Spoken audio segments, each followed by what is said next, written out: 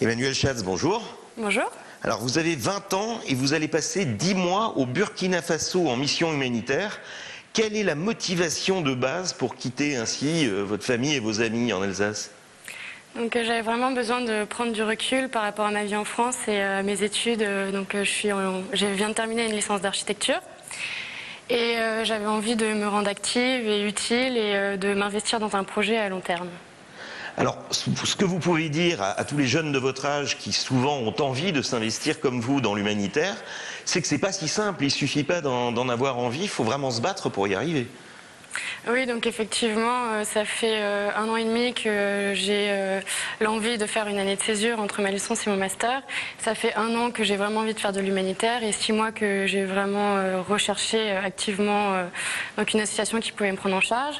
Donc je suis passée d'association en association et c'est vrai que ça met beaucoup de temps à trouver une association qui veut bien prendre en charge donc, le transport et donc être logé, nourri. Oui, vous n'êtes pas payé, mais simplement vous ne pouvez pas payer de votre poche pour aller aider les autres. Et voilà. là, c'est difficile de trouver. C'est difficile parce que aujourd'hui l'humanitaire il y a beaucoup de jeunes qui veulent faire de l'humanitaire et on peut trouver beaucoup de choses, mais c'est à nous-mêmes de payer notre mission humanitaire. Et donc pour trouver quelque chose où on est pris en charge totalement, c'est vrai que c'est difficile et j'ai mis 6 mois à chercher, en cherchant activement. Et j'ai trouvé une association qui voulait bien me prendre que fin juillet. Alors c'est quand même un peu lié à vos études, puisque vous venez de le dire, vous êtes en école d'architecture, et vous allez apprendre aux Africains à construire des cases en terre. C'est un peu paradoxal quand même, ils ne le savaient pas encore. Donc en fait, au Burkina Faso, il y a une problématique sur le logement.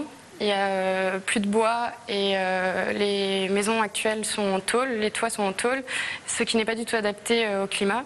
Et donc l'association avec laquelle je vais partir, donc, qui s'appelle la voûte nubienne, vulgarise des méthodes de construction en terre, donc qui sont des méthodes adaptées et qui permettent Donc on ne fait pas à la place de l'habitant, mais on apprend aux habitants à se débrouiller par eux-mêmes, donc en enseignant des méthodes de construction qui pourront développer par la suite. Donc c'est une association qui permet le développement du pays.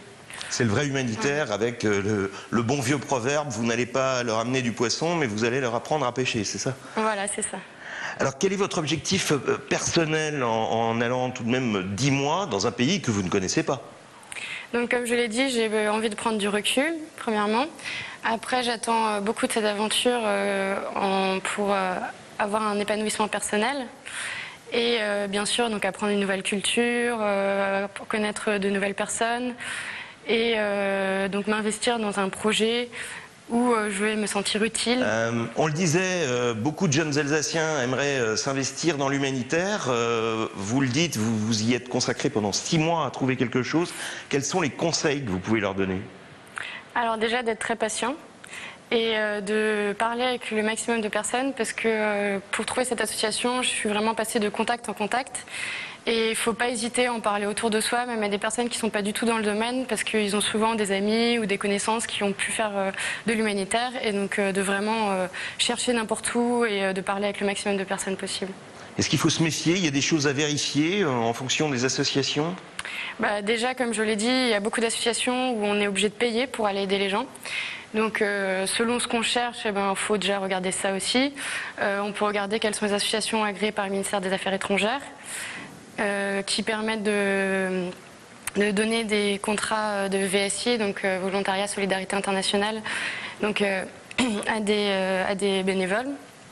Et donc d'avoir ce contrat-là, ça donne beaucoup de droits et c'est plus sécurisant d'avoir un contrat de ce type. Alors un dernier mot avant de partir, puisque c'est dans quelques jours seulement, le message que vous voulez passer à vos amis et à vos parents, et ce que vous espérez leur dire en rentrant aussi. Que c'est une expérience qui m'a apporté énormément de choses et que je ne serais pas déçue d'avoir pris la décision de partir. Emmanuelle, merci.